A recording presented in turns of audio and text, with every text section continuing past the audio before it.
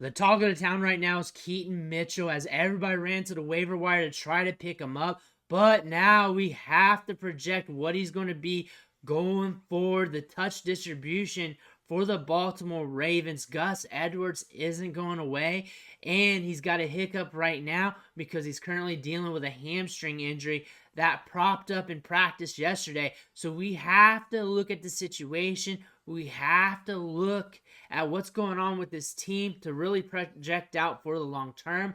We got some clips from John Harbaugh. We got some clips from Todd Monken that we're going to go over today. But before we do, you need to click that subscribe button right now.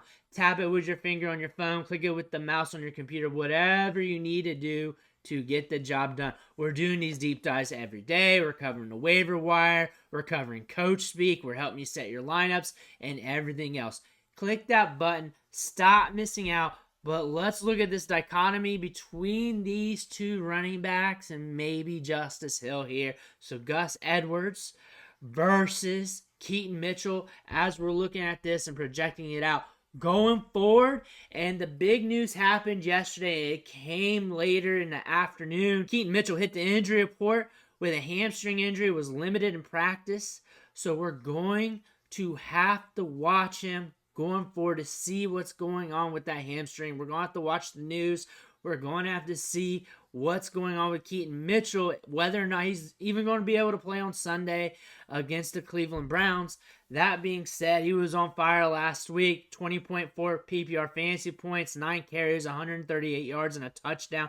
Had 1 catch as well. But everybody knows about all this because he's been the talk of the town all week on the waiver wire, as everybody's been trying to catch him off waivers, or they've had him stashed over these last few weeks.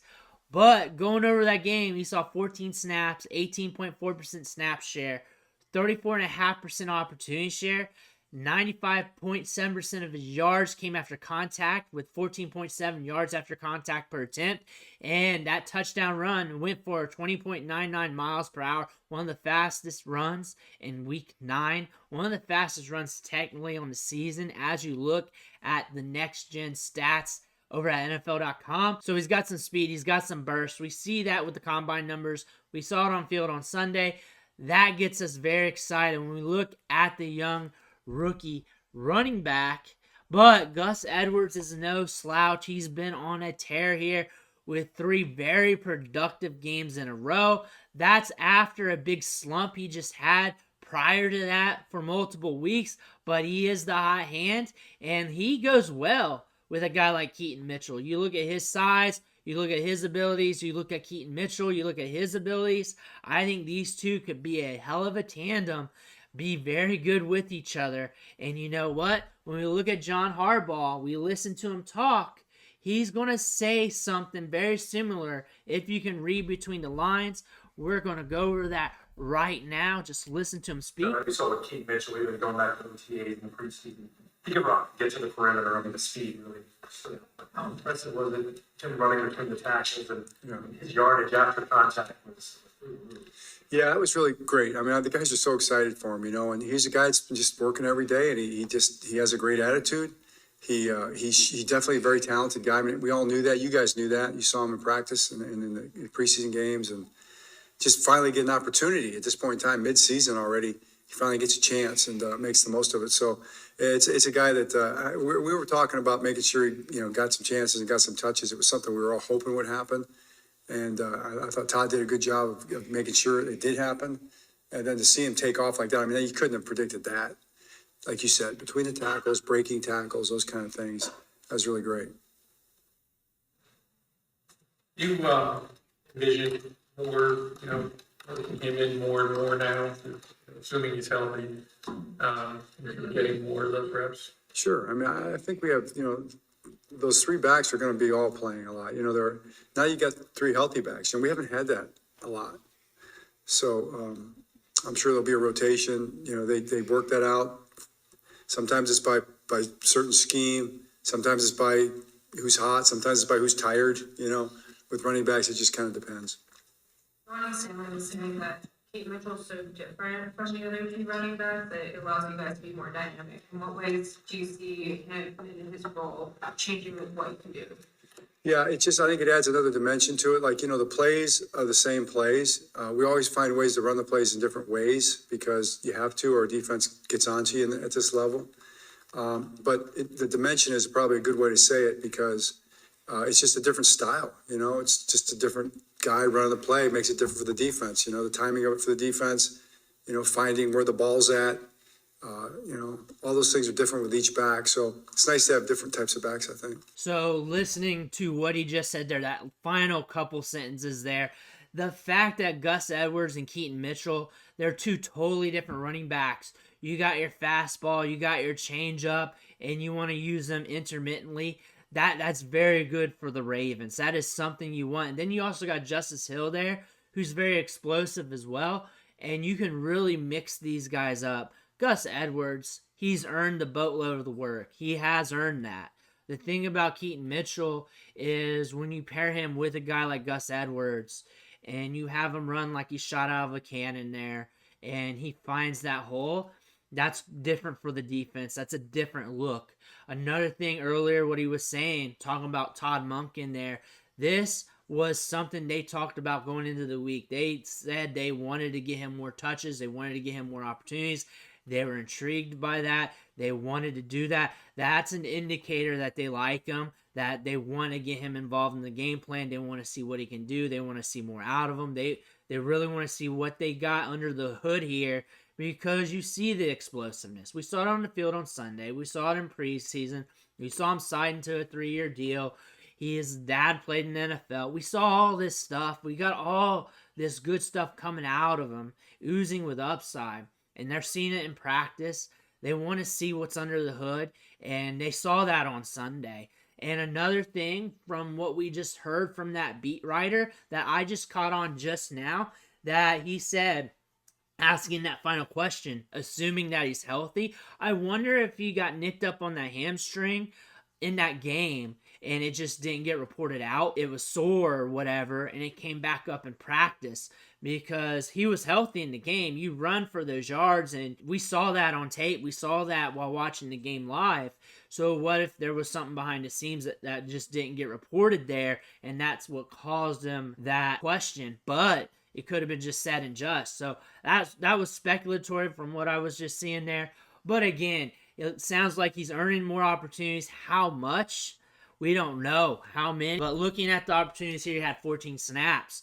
That could be 25 snaps. That could be 20 snaps, and that should be considered more opportunities. He had 9 touches, or technically 10, so that could be 12. That'd be more opportunities. So it could be something like that. The opportunity share could bump up to 38 to 40.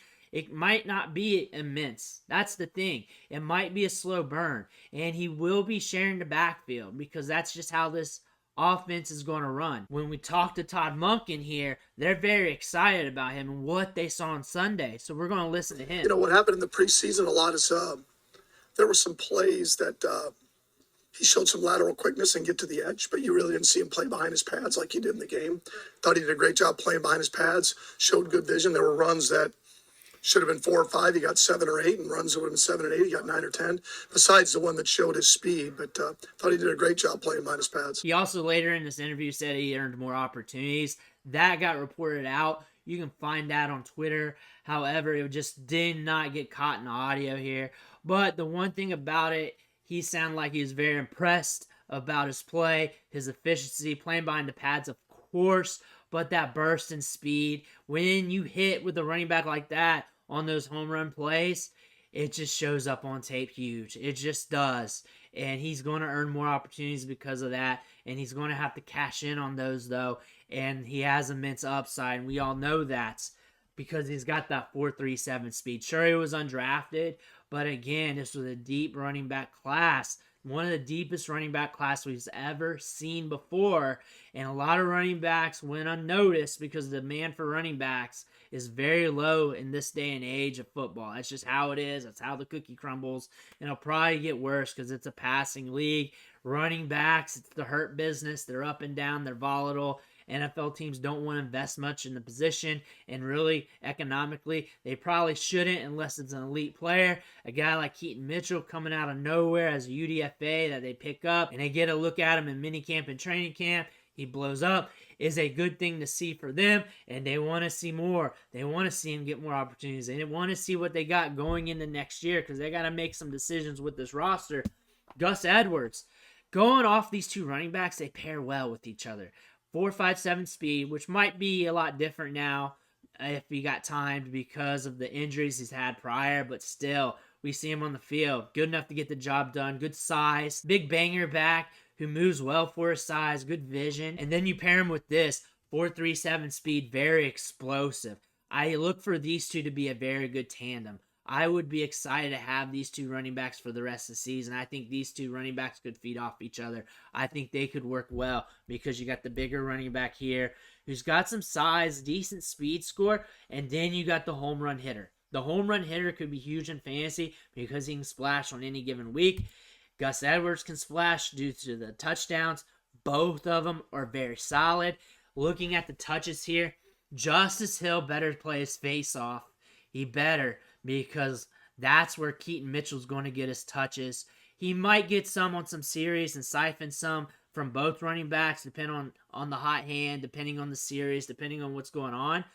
But Justice Hill better play his face off because he might be losing a lot of his role if Keaton Mitchell continues.